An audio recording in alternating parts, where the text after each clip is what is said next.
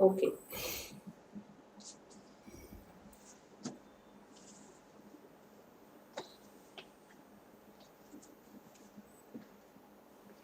Rajashree, what I will do is I'll send you some documentation on the bias and the variance, right? Just so that you can forward it to people who had some questions, right? And probably that will clarify them. Okay. Because it's a little bit tricky to go through the high variance, low variance, high bias, and low bias. But I will send you a documentation that will clarify those doubts further. Okay. So I will share it with the group. Yeah. Okay. Immediately after this call, I will send it. Okay. Yeah. Yes. Okay. Perfect.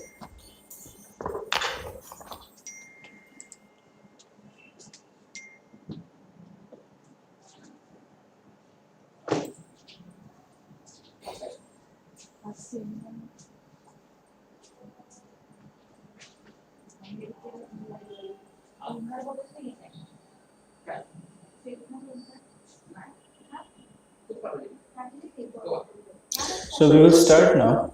And the second part, as I said, we'll go through the demonstration. I have few snippets of examples, and I will go through them. Now, before we start, right, so I was just trying to research a little bit on my side for the last week, and I found this Streamlight library on Python very useful, right? And just to put up a quick, what can say, or spawn an instance of a website for you quickly, right? And it does a fabulous job on that, right? So here is an example that I just put. This is very basic example. It doesn't do any machine learning or anything fancy. What it does is it basically goes and connects to Y Finance, that is the Yahoo Finance, and it brings the data for a specific stock, right? In this case, I'm looking at Tesla. So it basically looks at that stock price and brings it on and showcases on the instance that it spawns for you, right? A website instance that it spawns for you. So Streamlight does a lot of job here, right? And the moment you run this one, right, you can basically go and run it from your Python, right? And in order to run it from the Python, you got to go to the directory where you're storing that Python file and just say, hey, Streamlit run that particular Python file, and it will run it for you. It will basically spawn a separate instance for you, and you can see on the site here, right? So this is the stock price. So it creates this within no time and with very minimal lines of code. So I was just kind of playing with it a bit last week, and I found this is very interesting, and I thought that I'll bring it to your notice that this is kind of a good library to play with. Okay, so that is the first thing. The second thing is that using the same library, the Streamlit library, I kind of put together a very basic machine learning algorithm here, right? So what it does is it basically tries to predict. There is a lot of this data set is very popular. Iris flower, prediction, the flower type prediction, right? So it's very powerful.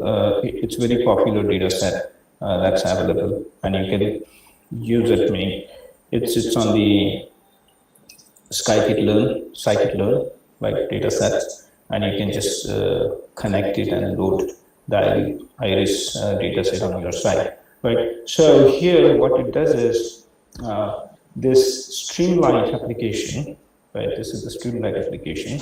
Basically, it creates a slider where we can provide the features and their values, the data values for those features to the machine learning algorithm. The machine learning algorithm basically uses the random forest classifier, right? And it basically bases its decisions on the iris data set that it is loading from scikit-learn, right? And then it using the random forest classifier, it basically predicts, what type of flower that would be based on the sepal length as well as the petal length, right? So the iris flower has got the petals and the sepals, right? So based on their lengths, they can classify which particular flower that is, right? And there are a number of different categories into it, like I think Veronica and Sesota, something like that. So we will go through that. So the beauty of Streamlight was that it kind of put together, I was able to put together this application within like 15 minutes, right? And it did a very fabulous job for me. So I thought that, I will also showcase it to the students here, right? Now, random forest classifier, I don't want to go deeper into it. Basically, it is a meta estimator, right, that fits a number of decision tree classifiers, right, on subsamples of data sets, right? Subsamples of data sets. So it is basically, you can consider it as a umbrella or a forest, right? And different categories of the flower as sub data sets, and each one has its own decision tree, and basically they roll into a forest, right? And that's how that classifier or the estimator that we built based on that classifier is used to predict the types of flower. Right, just to showcase you how this, and this is very simple to do it. If you see less than approximately 62 lines of code, we have this whole application, up and running. So this is that application, right? On the left-hand side, it basically we are basically providing the user input parameters, right? And if you see the code, we have this ST. ST is nothing but your Streamlight library. You have a sidebar and a slider for that particular sidebar. It's very easy to kind of implement this, right? And then we have given a range of values to it. Okay, range of values to it. We can change that value, and that will be our input parameter. So let's say if I change this value, right, my input parameters are going to change, my prediction is going to change, my probability is going to change, so on and so forth.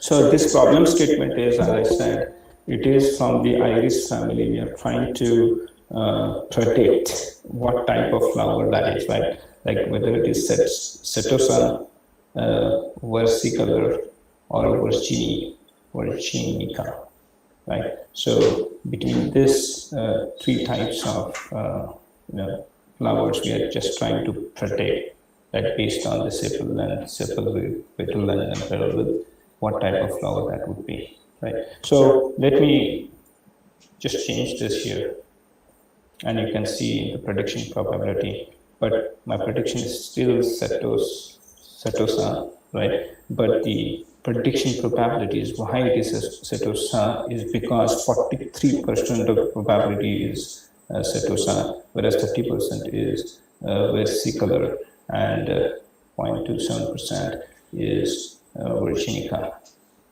Right? But if I increase this petal width, it is going to predict that the flower is Virginica, right?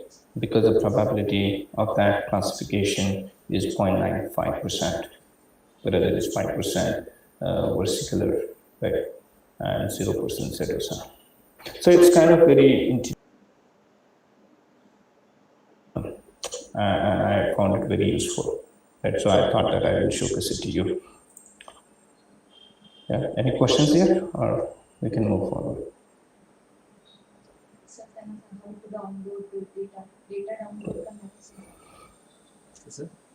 Rajeshri, you are able to follow this, right?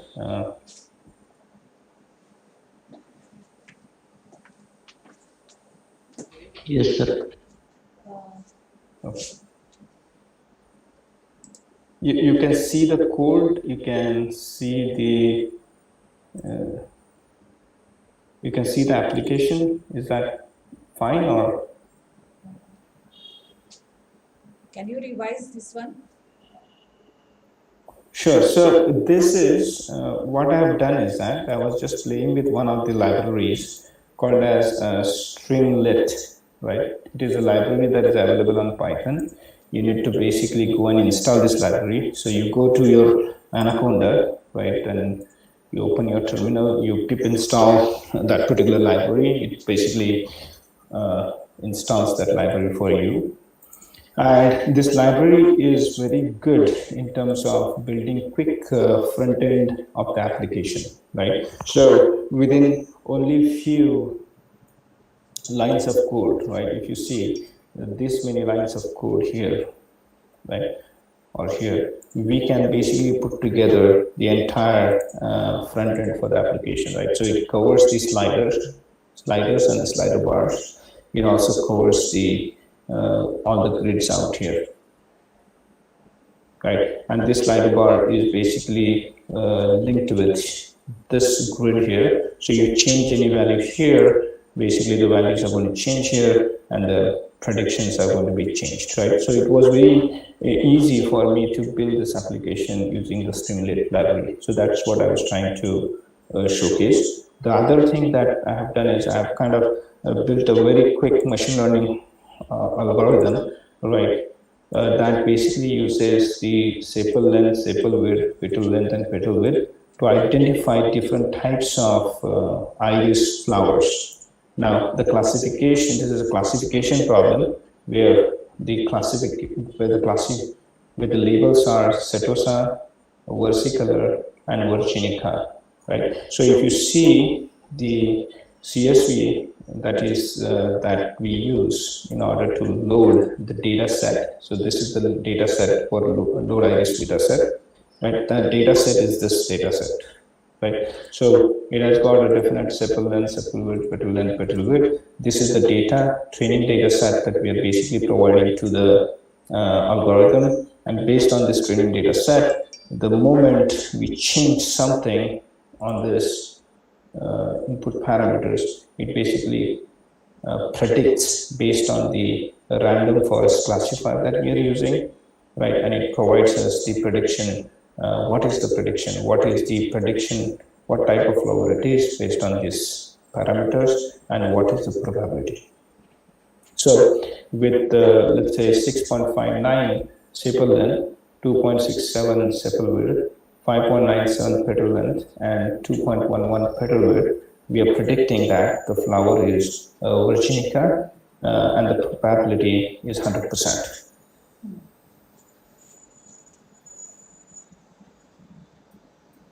Make sense? Okay. You're okay, Vaidya? Yes, yes. Cool. Now let's go to a little bit complicated code out here, right? So what we are trying to do here is there is a data set on phishing data set, right? Phishing emails, right? Phishing emails in the sense that you'll get a link on the on an email. When you click on the link, it will ask for your information, and that basically all the sensitive information. The moment you try to put that information, it will take all that information for you, and it might use against you, and it might use against you, right? So as a fraud kind of thing, right? So this is the data set that we have now. The reason that I took the data set is that it is basically 1, 0, and -1, right, across different parameters. So it is already an encoded data set, right? So between -1, 0, and 1, right? And what we're trying to predict here is that whether based on this data, right, the site, a particular website, is a phishing website or not, right? So the result is either phishing website or not a phishing website, right? It is -1 or 1, right? 1 indicating yes, -1 indicating no. Okay, so it is also a classification problem. This is the CSV related to that problem. And then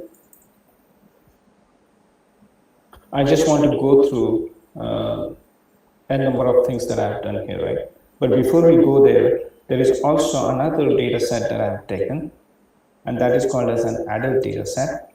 What it does is, tell me, Rajesh, if I'm going fast, okay? I don't want to go fast. Yeah.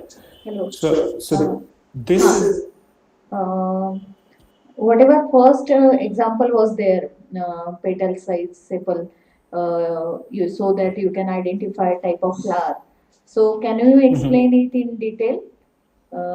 Instead of this one, student don't know how to download the data set and how to use that CSV file in our application, and how we can work on it. Fine. So some first year students are there, they are not aware of that one. So okay. So the first thing in order to to develop this prediction or machine learning algorithm is that you have to have a library called a Streamlit library, right? This is available on Python. And obviously what I can do is I will also send you this snippets here, right? Like what exactly you need to import, right? How do you create the input parameters or features, right? So that they can also go by that. Okay. Right? So you have to install a Streamlit library. How do you do that? Basically, I have installed Anaconda on my machine, right? So when you install Anaconda on your machine, the most easiest thing that you would do is you go to the environments, and on the base root, you just click this, and you can open a terminal, which is basically a command prompt from the Anaconda, right? And on this command prompt, once it opens, you can basically say, hey, pip install the Streamlit library for me.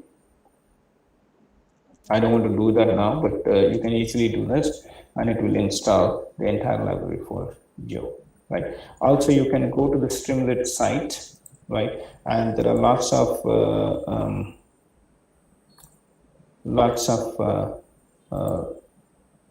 I would say plugins that are available on that site, right? So if you go to Streamlit Python, right? So it showcases you different ways, how you can use Streamlit, what you need to install, so on and so forth. It's very intuitive. So that's where I thought, I will bring it up to the students here if they want to use it. It's very intuitive, easy to do, and within just one line of code, you can do a lot of things with this library, right? So that is called as streamlit.io, right? And you can go to components, right? So once you have kind of installed the Streamlit base package, right? You can also go for other packages like Streamlit, like pip install highplot, right? You can install the graph, and this is very powerful. This is the AG grid. So most of the folks are using AG grid in the market. We also use it on a day-to-day basis on building websites. And this library, AG grid, is very, very powerful. But so I would install that too. So you can install lots of different components, right? And they have given the commands. You just copy and paste on your Anaconda terminal, and you can install that. Just make sure that I don't want you to use the command prompt. You can use it if you are very well versed with how to install on it, but if you have installed Anaconda and Python via Anaconda, then this is the best and the easiest way to do. You just go to the environment space root, open terminal, pip install, and then you can install as many components as you want, right? And then the streamlit.io here, you can basically have it basically showcases you like how you can make use of that Streamlit library, right, to create some good apps. Okay, so here basically what you're doing is you're importing pandas, you're importing NumPy, you're importing the Streamlit you're importing the data sets from the scikit-learn. So if you guys want to know about scikit, you can go to scikit-learn.org, and there are tons and tons of examples of machine learning which you guys should learn. This is my best site, my favorite site to go to. Very well explained, all sorts of algorithms. They have explained it in a very nice fashion. You have a code available. This library is very powerful. So I would, recommend using scikit-learn.org as well. Right. So this part here basically, so st.write, right? st.write, iris flower type prediction application. This basically creates this part of our application here. Iris flower type prediction, right? And then basically below that we have the SD sidebar header, use input parameters. Again, that you can see here, user input parameters, right? So the selection of the parameters would come onto this particular grid out here, right? So if you see the code down below here, that basically creates the sidebar and the slider. So and then based on the different ranges, right? So anything, if we change any value here on the slider, it goes into the sepal length, sepal width, petal length, petal width, and that becomes the data for the algorithm. So when we come down here, DF is nothing but a frame that you're creating here, right? That basically captures the widths or these parameters, the sepal length, width, petal length, and petal width, for which you are doing the prediction, right?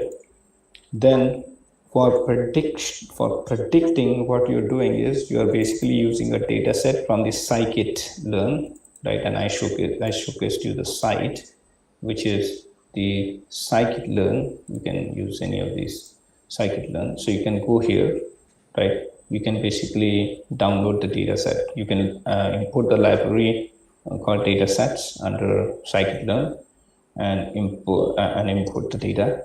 Also, you can import the random forest classifier from the scikit-learn, right? So here we are importing the classifier. Here you are importing the data set, right? And here, if you see data sets.load iris, this is where we are loading the iris data. Now our X, that is the features, are iris.data, and the target is Y, that is iris.target, right? So the data set appears like this.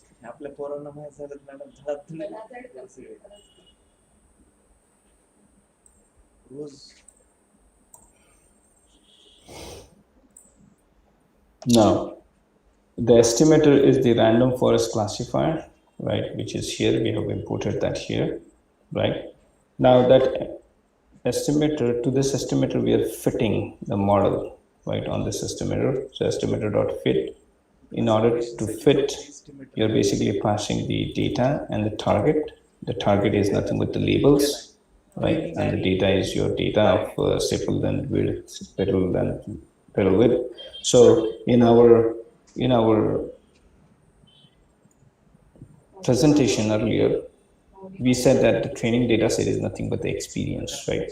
So experience is what we are basically feeding into the machine learning algorithm, right? And the task at hand is, once you select here the different petal, sepal length or petal length,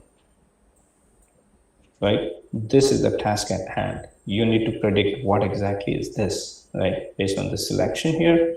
So that is what we pass to the algorithm, right? So we are passing that to the algorithm, right? And then we are predicting based on that. So here the estimate is, here the learner or the machine learner or the estimator learns based on the random forest classifier and your X, meaning your features, are this, your target or classification or the label is this, that is iris.target, right? And then you're fitting the model on top of it. And then the model, then you're using that model to predict DF. What is DF? Is the set of input features, right here. So that DF you pass to the predict function, and then it will give you the prediction. This prediction is what we showcase here. Virginica. And the prediction probability is what we showcase here. Now the probability is for each of those classification types, right? 0 indicating Setosa, 1 indicating very sea color, and 2 indicating Virginica. Right, so that is what it is shown here.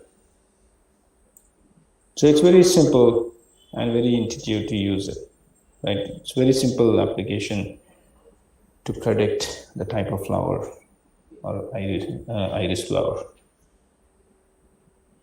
Okay, so far so good? Yes, no?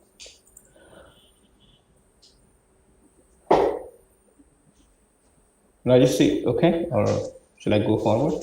Yeah. Yes.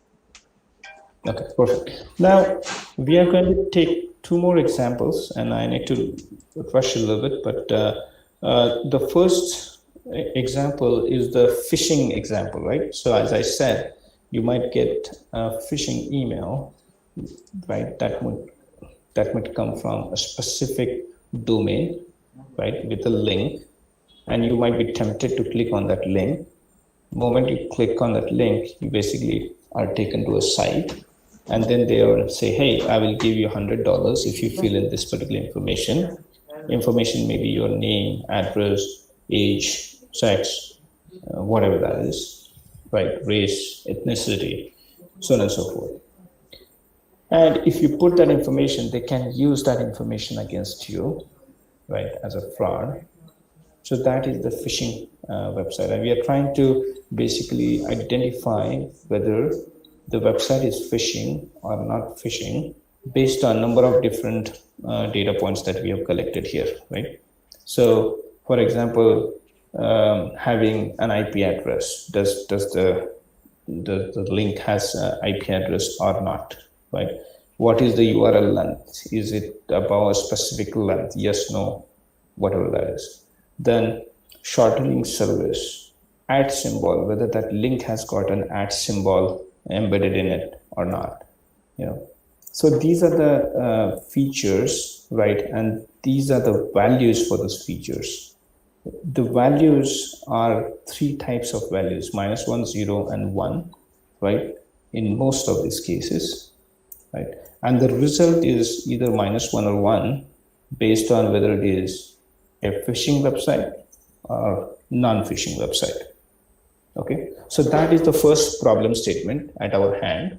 So going back to the presentation, we said that, hey, what is the task or what is the goal? To identify whether a particular website is a phishing website or not, yes or no. So it's a classification problem. So it's a supervised, we are basically creating a supervised learning model and this classification problem. Okay, and as I said here, that I will go through each of these algorithms like nearest neighbors, support vector machines, decision trees, random forest, neural networks. So I will showcase it to you what happens. Okay. Right. So this is the first problem statement. The second problem statement that we have at hand is that this is an adult data set, right? So what it does is it basically has its age, your age, what type of work class you do, whether you're in federal government, private company, you work for a state government, you work for so on and so forth, right?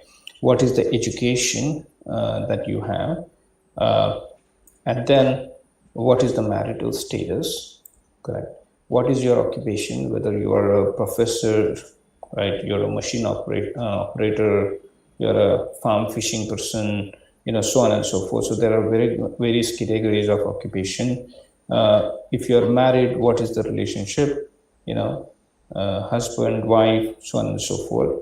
What is your race? Whether it's black, white, sex, whether it's male, female, all right? And then there are some other features also, like what is the capital gain, capital loss, how many hours do you work, what is your native country, and based on all this information, we are trying to predict whether the target data, we are trying to predict whether the person or the new instance that we might receive will have a salary above 50K or 50,000 US dollars or less than 50,000 US dollars.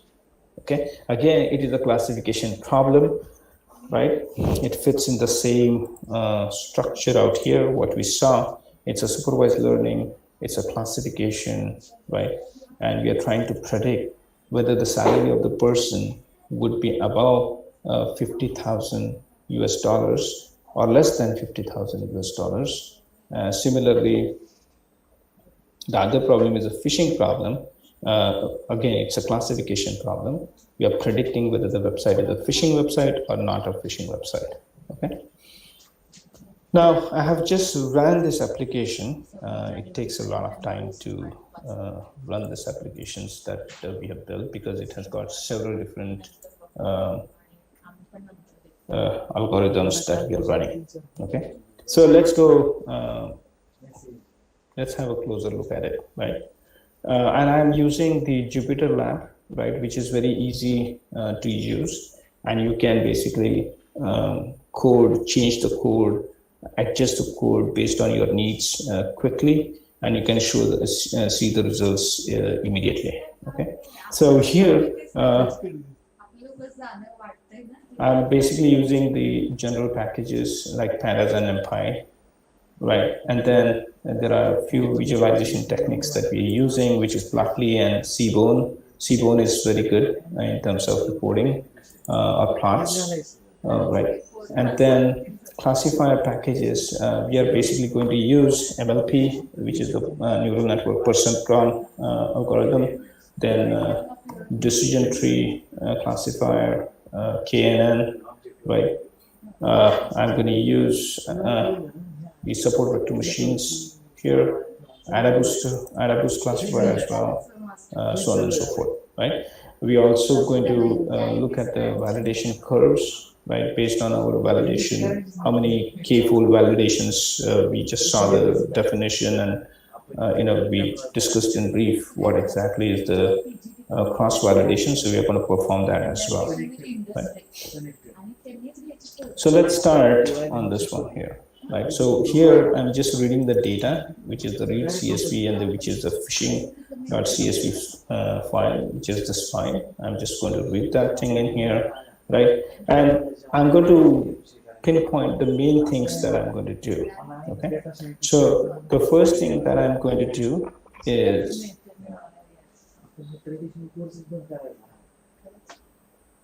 the train test split. Right, I'm basically going to split the data into two units, right? One is a training data set and the test data set, right? And we talked about that before, right? Then once we do that, right, I don't want you to concentrate here yet, right? I do not want you to concentrate on this one, okay? Just forget about this one for now, right? We are just going to understand what exactly are the basics of running all those algorithms for now. Okay. Now, so you have kind of loaded that data. You have converted the results. That is the classification, right? So -1, I just don't like -1, so I said 0. Okay, 0 meaning not a phishing website. 1 meaning a phishing website. Right, so I just converted that thing here. Then I have split the data into train and test. Okay, train and test. Now, this is very important. This is what it does is it takes, there is a function called a select k-best function, right? And what it does is it takes all the features of your data set here. You see all the features, not the result, but all the features, and it basically uses this select k-best algorithm to come up with the score for each feature, right? So, and then basically it arranges in a what you can say, a descending fashion, right? So here the highest score is shown for SSL final state. So this feature is very important from the outcome perspective, right? So your dependent variable or the outcome that you're basically trying to predict, right? This feature is very important as it has got the highest score, right? So on and so forth. So you basically rank them, right? And then you are going to say, hey, select the best 10 features, right? Whatever that your criteria might be. Your criteria might be 10, select best 10, select best 15, or select up to a specific score, all fine, right? So you can basically select those features, drop the rest of the features. Okay, once you drop the rest of the features, now you are only left with the features that are very important for your outcome. Okay, very, very important for your outcome. Now, if you go back to our slide, under the supervised learning clustering, there are two dimensionality reduction techniques, right? So I just want to explain it at a high level. Right, there are some features within your data set that are very, very important to you, that are very, very important to the outcome of the problem statement, right? In order to, identify those features, you provide, you basically do number of, or try number of different dimensionality reduction techniques, right? In this case, we are basically using the score, which is very simplistic example, right, to come up with the list of features that we would want, that we think that would have a very good impact on the outcome of the model. Okay, but what might happen is there might be features, right, which you can combine to form one feature, and that feature might have a good impact on your outcome. Right, so that is basically called as a dimensionality reduction. And then there are lots of different techniques like PCA, which is principal component analysis, right?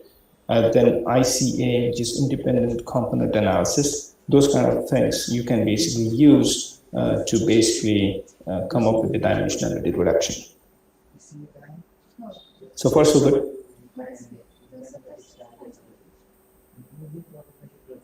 Yes, no? Yes, yes. Everybody with me or no? Yeah. Yes. Okay. So now here what I'm doing is that what is my sample data? How does it look like, right? Like based on my target column, right? The training data set that I have. Right, I have this target column, which is the result, -1 and +1. -1 we have converted to 0, +1 we have kept it as it is, right? So based on this particular column, what is the percentage of phishing data instances and non-phishing data instances, right? So that is what we are trying to see here,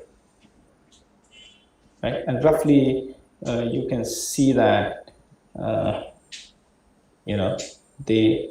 They're not that bad, right? It's a well balanced kind of data set. Well balanced kind of a data set, right? Now, what I want you to only focus on, and forget about all this thing here. What I want you to focus on here is that we are dropping the result from the X string, which is our data, which is our features set, and y is the results, which is the target, right? So these are the labels. Okay, so we are dropping the label from the data set, the train data set, and then we are basically creating a y test, which is the label, which we are keeping it separately. Okay, so that forms your x and y, right? And then, as I said, there are examples of plot learning curve, right, where this is exactly where your cross validation would happen. Okay, so this is exactly where the cross validation happens. You can have k folds, right? You can just pass in saying that, hey, I want to do 5-fold cross validation, and it is supplied here, right? By default it is 0, by default it is none, but you can provide a value, and it will basically split the train data set into number of k folds that you are providing that information to this particular function. Okay, and based on this, then it comes up with the training scores, right, test scores, right, for the fold, for that particular fold, right? So if we say 5, it is going to provide me 5-fold information, right?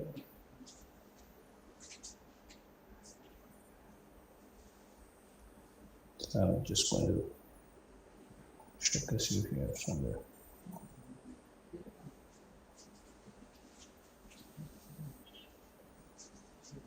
Right. Let's see if I have it here.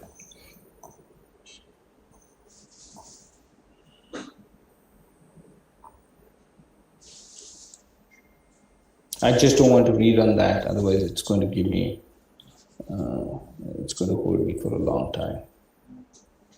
Okay, so let me go back here. So what we said here was our k was 5, right? So the training data set that we have here, the size is somewhere around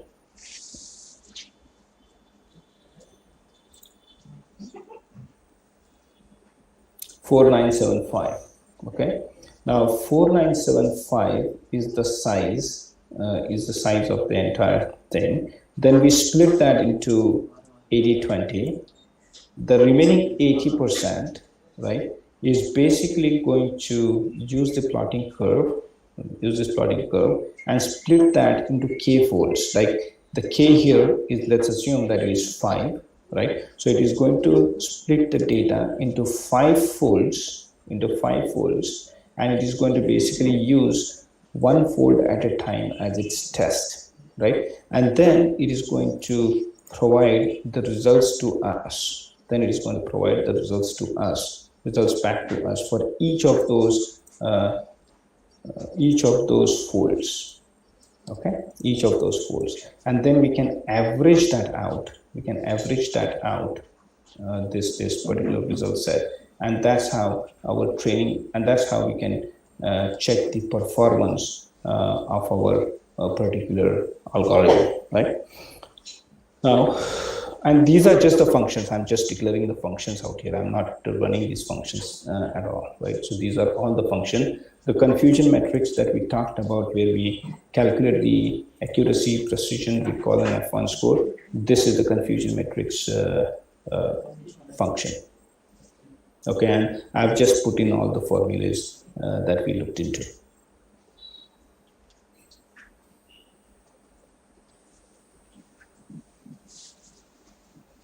Yeah. Now here, this is the place where we can say how many times you want me to, what is the k fold value you can provide here. I'm not providing anything here for now. I'm just saying that, hey, or maybe, sorry, here, 10 points, right? 5 points. Okay. So here, let's understand the first statement out here. This is the estimator, and what we are trying to do here is we are trying to run the decision tree classifier.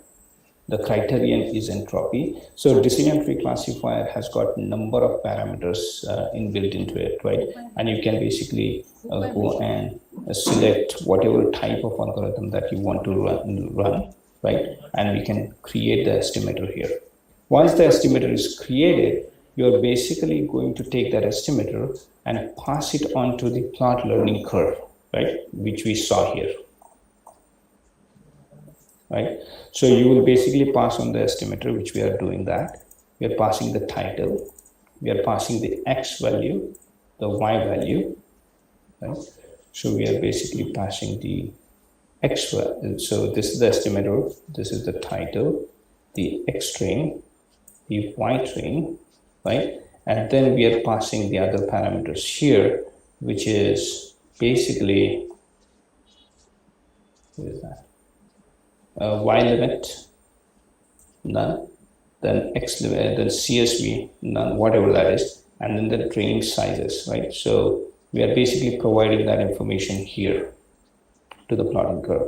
Now, based on this information, what the plotting curve is going to do is basically it is going to go into the learning curve, and it is either going to break your data set into number of k-folds or based on these limits, right? It is going to basically break that data set for you, and it is going to calculate the mean values, the standard deviations, so on and so forth on your training data set and the test data set.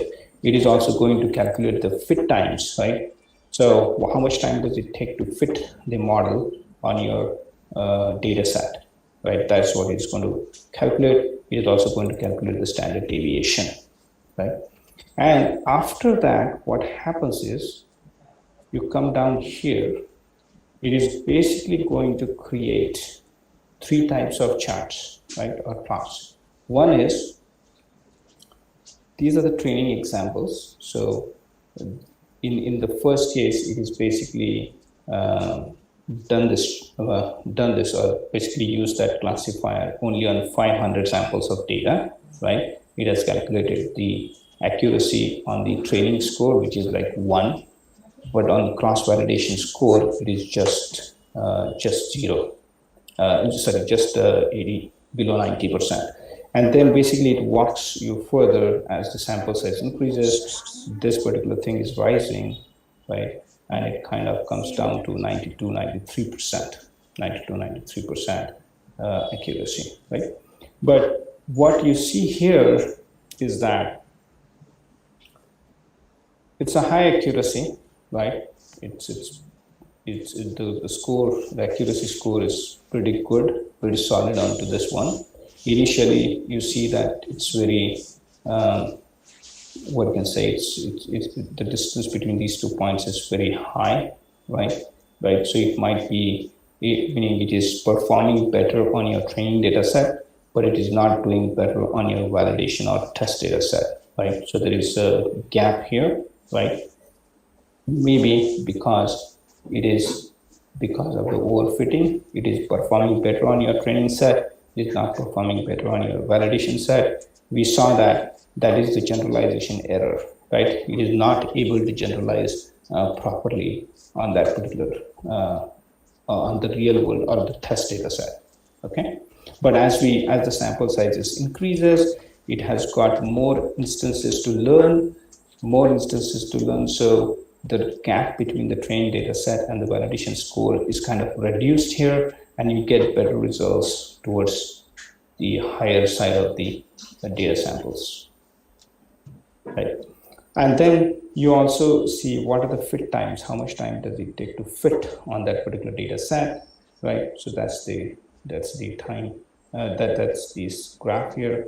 And then the fit time versus score is similar. It's just that the fit time is on the x-axis and the score is on the y-axis, and it basically provides how is the score pertaining to the fit times, right? But this gives you the information related to the performance of your model, right?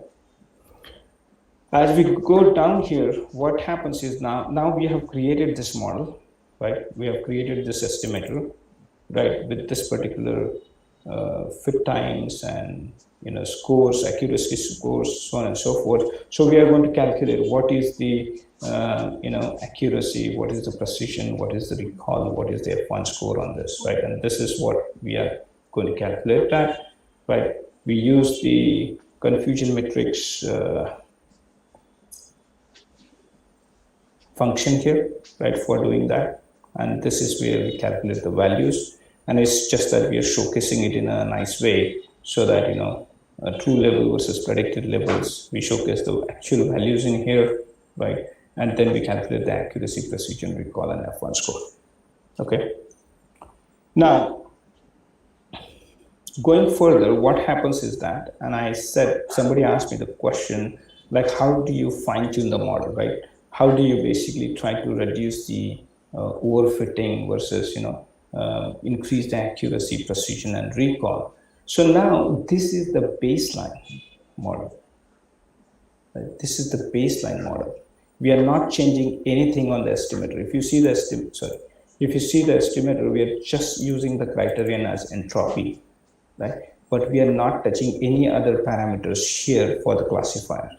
But now, in order to fine tune the model, what we are going to do is we are going to change the different parameters, and these parameters are called as hyperparameters for that classifier, and see how best we can get the results. Okay. Now, here the classifier is entropy. Okay, it's just a plain simple classifier still, right? Now look at this one. This is the validation curve. Okay, what am I passing to this validation curve? I'm basically passing the classifier, which is entropy, plain and simple, my training data set, the training labels. What is the parameter I'm testing? That if I change the value of the parameter CCP alpha, which is the learning rate parameter, right, within this range, then how is my accuracy going to behave? That is what I'm trying to find here. So this is the hyperparameter CCP alpha, which is the learning rate. Okay. Now, param range is the param range that we're passing here. And if you recall CV, which is cross validation 5, that is k-fold, right? This is passed to the validation curve function that we have up top, right? What are we doing? Scoring accuracy, which is the label for the accuracy, right? And then the jobs is equal to 1, right? So it is basically going to have 5 different outputs for this particular classifier, right, based on this param range, right? So what does it do? So this is the k-fold validation with 5 folds. Okay, each one individual. This particular instance showcases the train score, the test scores, right, and their standard deviations, right? And this graph shows us for different values of the learning rate, what are my accuracy scores, right? So if you recall, if you see this, if you look at the baseline, right? If you look at the baseline, you have an overfitting here, right? But by changing the hyperparameter for the classifier, can this be changed, right? And you have a good results here, right?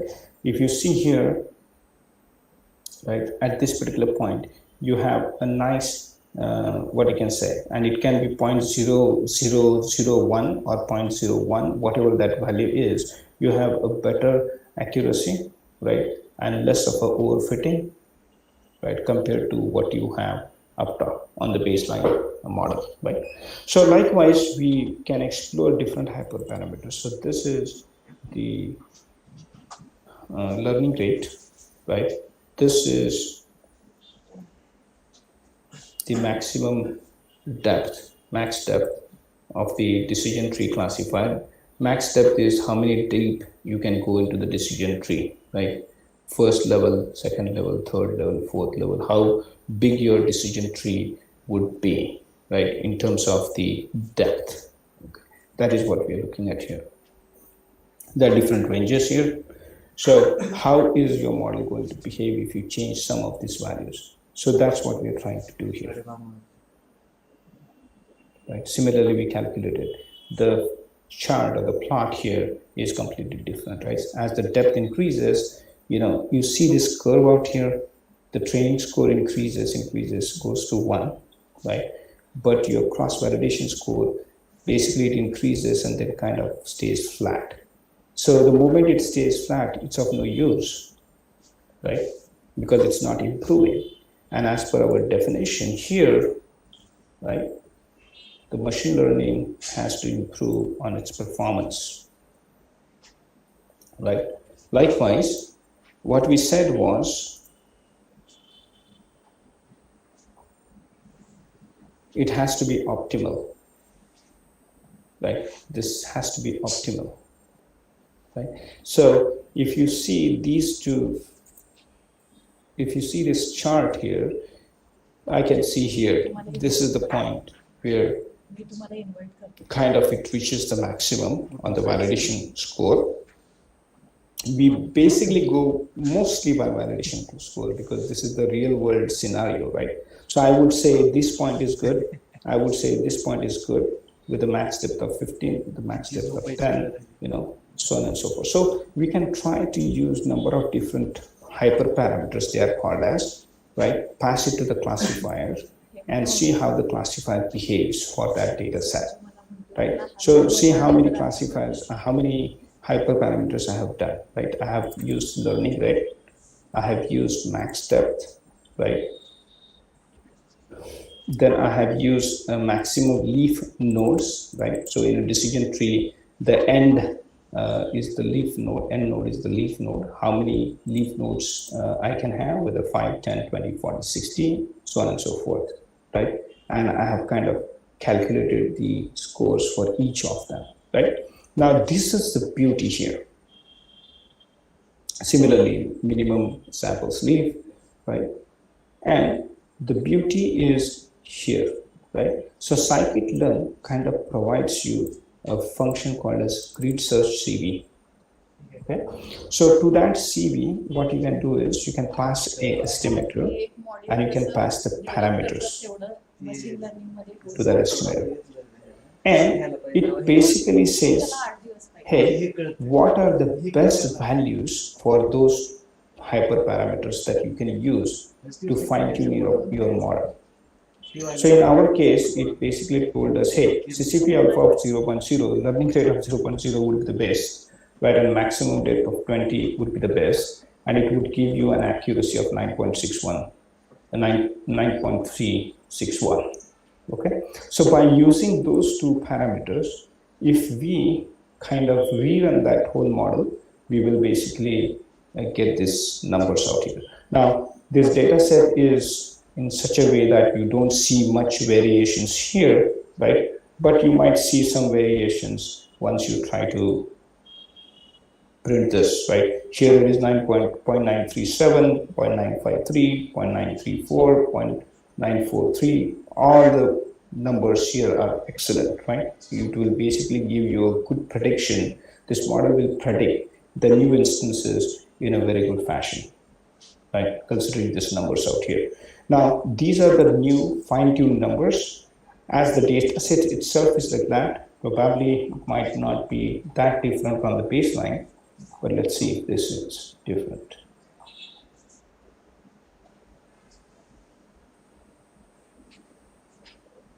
A little bit different on the recall values. Most of the things are same, right? But what happens is that in order to test your model, you have to go through this number of different hyperparameters, changing their values, seeing which particular values are well suited for your model, and fine-tuning it based on the the values for those hyperparameters, and then rerunning your model, right, and coming with these charts as well as the accuracy, precision, recall, and F1 score. Okay, so this is how basically for one particular algorithm or classifier we can perform the accuracy for that particular model. Okay. Similarly, what I've done is I've done it for neural networks. So if you see neural networks versus decision tree, right? What did we see earlier? I told you that the decision trees are basically high variance, right? High variance models. We saw here, and somebody asked me that question here during this one. We said that decision trees are very high variance models. Now, what does high variance mean? High variance means you are in the overfitting zone. So decision trees by virtue will be the algorithms or models which will overfit your data, right? Which will produce overfitting results, right? So that's what is happening here. If you see the decision tree chart, right, or the plot, basically you see a lot of overfitting of the data. But see what happens with the neural networks, right? So the neural networks, you basically have better results compared to the decision trees, right? So likewise, what happens is that you can basically go through n number of, you can basically go through the hyperparameters for neural networks and see how your model is going to behave, right? You can plot the charts for them. You can basically say, hey, what should be the learning rate for neural networks? How many hidden layer sizes should be there for my neural networks? You basically put those, you use that in the classifier and rerun the results, and then you will get something like this, right? And then you have this course, and you can see that the precision has improved. Your F1 score has also improved compared to your baseline model, right? So this is neural networks. You can do boosting, So ultimately, what is expected of you, right, being a data scientist, is this. So this is the analysis that we will have to put together, right? Basically, being a data scientist, right? So now we are looking at phishing website, right? So a brief description of all your problem statement, right? What exactly you're doing here, a brief explanation of that, right? How many instances are there? Then how you have dropped several instances, why, right? How you are selecting your features, right? So we are using select key based. Then how you are splitting the data, how many stratified keyfolds do you have, and we saw that it is 5, right? And this is your problem statement, right? And then what are you trying to do? You're basically trying to find the accuracy or how well prepared your model is, right? So once you do that, right, and I'm taking a different example here, which is the adult data, which is on the same lines here. So what do we do with it? So we basically establish a baseline model, right? What is our baseline model? And I'm showing you the charts for the adult data base, but this is our baseline model, this and this, right? And then what happens here? Once we fine tune the model, the results are far more better, right? The overfitting, right, is gone, right? The results are far, far better. How did we go from here to here? We basically tried our data set with different hyperparameters, learning rates, minimum sample splits, minimum sample leaf, whatever that is. So we tried all different hyperparameters for different parameter ranges, right? And then we ran all our estimator or classifier based on those hyperparameter values or value changes, and then we basically came up with the fine-tuned model, right? Now The expectation is that based on the grid search CV, that is the function which will provide us the optimal hyperparameter values, right? We selected those values, and then I see improvements on all the quantitative measures, such as accuracy to 0.85. Maybe the accuracy was less in case of adult data set before.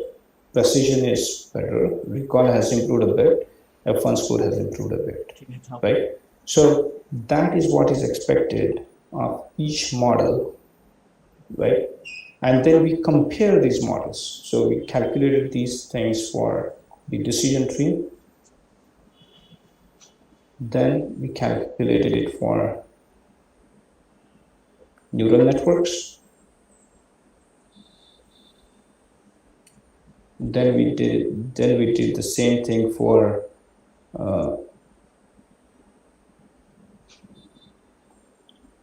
boosting, right? So on and so forth. K-nearest network and K-nearest neighbor, right? And ultimately, we come here.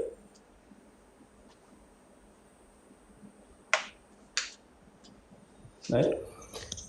So what this does is, for adult data set, how many algorithms are used, right? What happened with their accuracy, whether the accuracy increased, which is shown by green arrow, precision, recall, F1 score, fit times, this is the time to fit, right, which basically tells you the performance of your machine, right? Similarly, the neural network, boosting, k-nearest neighbors, support vector machines, right, using different kernels, and then with the phishing data set also, right? So what happens here is you can now select which one is the best in both the cases, right? So here we see that decision tree is kind of the best, right? Here also decision tree is kind of the best. It has provided us better results, right? But there are a few things here. Sorry, my bad. Here the neural networks is kind of better, and here also the neural network is kind of better. Neural networks is kind of the best in predicting both the accuracy, precision, recall, and F1 scores. This is a very advanced topic. It is called as calibration plots. Right, I can only tell you one thing looking at this one, because otherwise it's going to take another hour or two to just explain this plot, right? But I will open up another slide here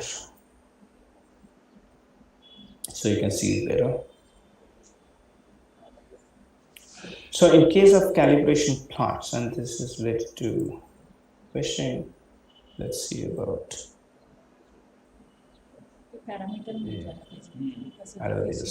So I will tell you one thing here, right?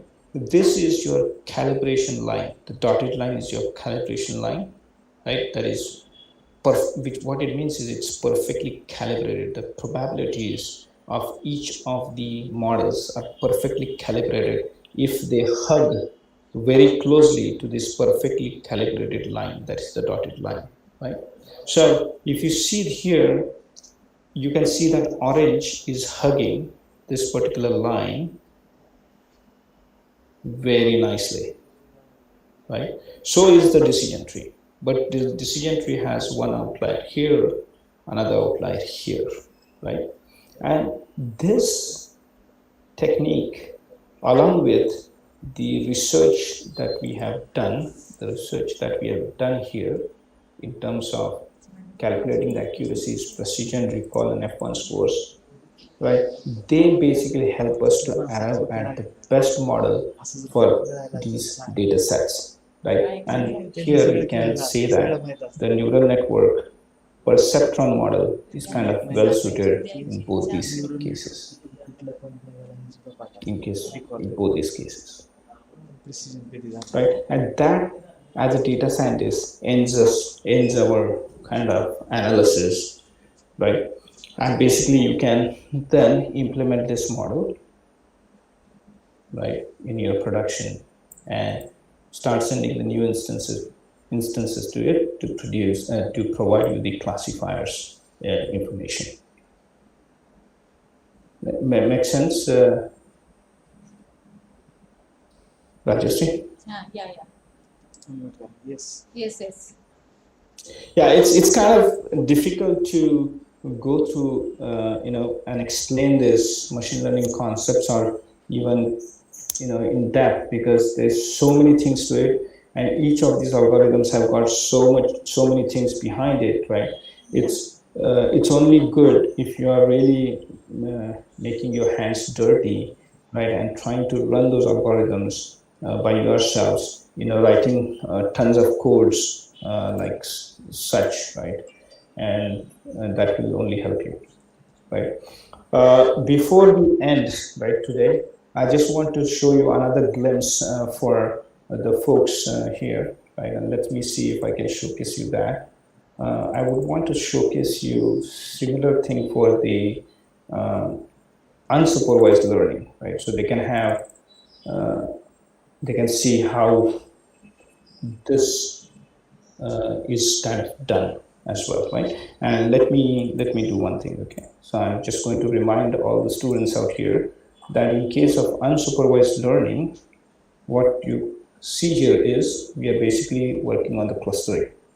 We're doing the dimensionality reduction techniques, PCA, ICA, so on and so forth, right? And if you run the algorithms on the same two data sites, let's see what happens, right? So this is the unsupervised learning, right?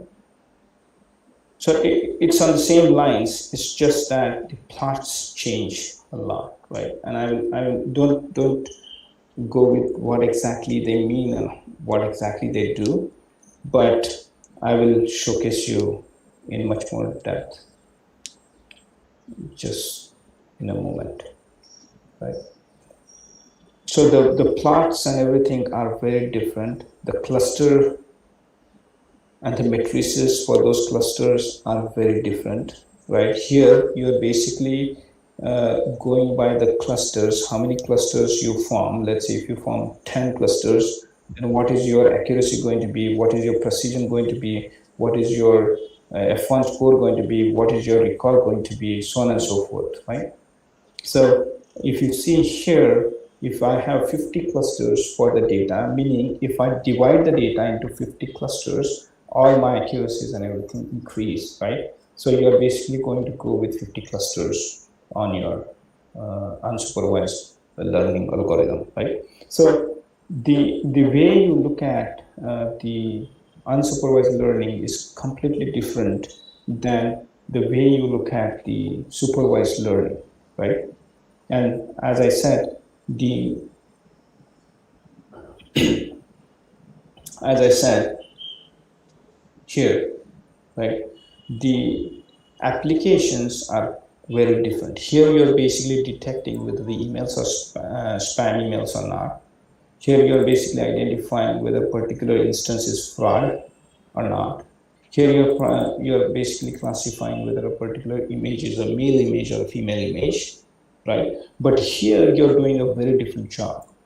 Based on your test of buying tests, right? Amazon behind the scenes might put you into a different cluster out of these 50 clusters that you have, right? And tag you for that particular cluster and basically starts marketing, different items or products for you.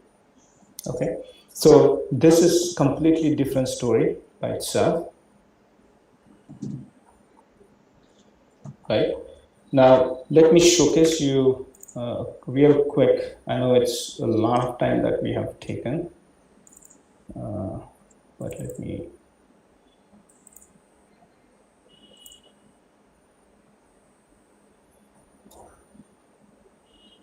Yeah, the analysis that we do on the clustering algorithms is completely different, right?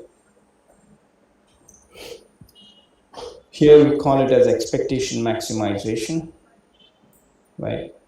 And I just want to go through the charts really quick, right? The way you basically analyze the unsupervised learning models is completely different, right?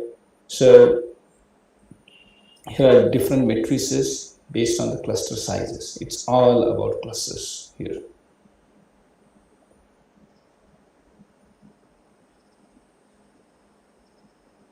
Like, so how the basically the accuracies work, and I have used the same data set for supervised as well as unsupervised learning, and you can see how different the analysis is. Again, here basically this is what I was talking about, the dimensionality reduction, right? How many components do you want, or basically go with the optimal number of components, and based on those optimal number of components or features, I would say, right? Optimal number of features, you can basically go and run the unsupervised learning models to come up with the clusters and their performance parameters.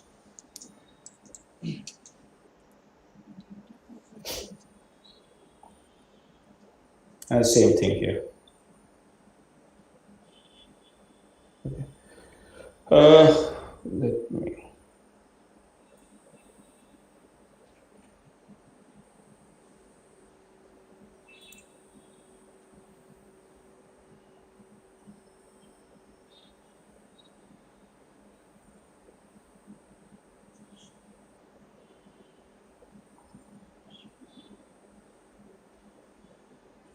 These are the optimization problems. Let me see if I have.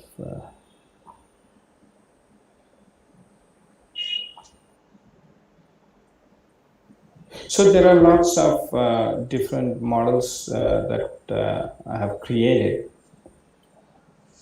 No, there's nothing. I just wanted to see if there is anything that I can showcase you on the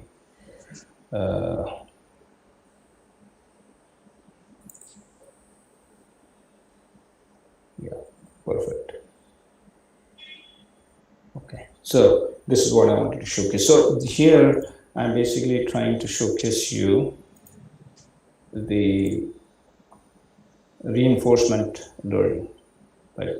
And how do you basically do the analysis for the reinforcement learning.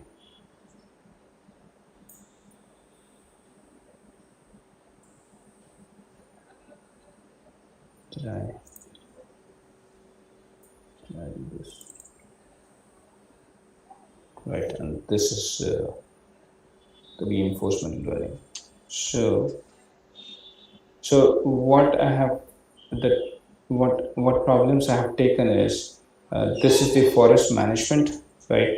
And I'm basically trying to find if I cut when can I cut the trees, right? So that I will get an optimal yield from a particular forest, right? So that is what I'm trying to, that is the problem statement out here, right? And then there are lots of different algorithms that I can use to basically come up with this, reward versus penalty, what kind of reward I have, what kind of penalty I have, and how I can basically work through this model, reinforcement learning model. There's one specific thing I wanted, I have to see if it is there.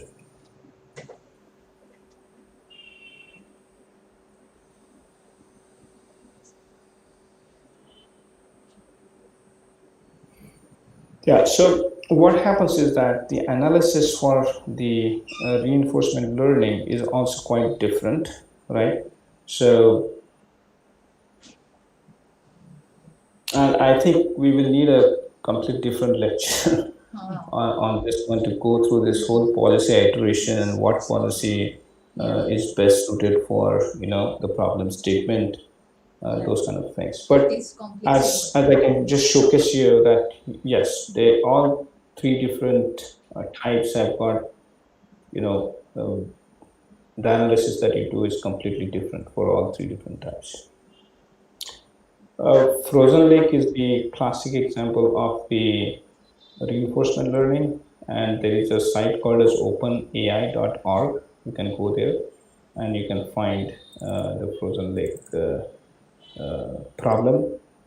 The problem of frozen lake is that people are playing, let's say, soccer on a frozen lake, but there are holes in the lake where there is no ice, there's just water. So how a particular player basically, so what happens is that one of the player kicks the ball and it goes on the other side of the lake, right? So how that particular player navigate through the ice to reach that particular ball, right? So that is the problem statement, and then we had to basically write a program or a model to come up with a policy iteration to go and find that particular ball, right, on the or across the lake. And these are the plots related to that. And this is, you can see, I don't know whether this rail things are up to what point that particular person has reached, right? So basically, let's say the starting point is here, then he has reached here, and it has, he has fell in the water, step 2, in step 3, he has fell in the water here, here, and ultimately after so many different, iterations, right, finally that particular person is able to reach the ball. That's what I'm kind of showcasing here. Okay, that being said, I think I will stop now. It's been almost 1 o'clock for me in the night. I can keep on talking about this, but it's a non-ending story. So, any doubts?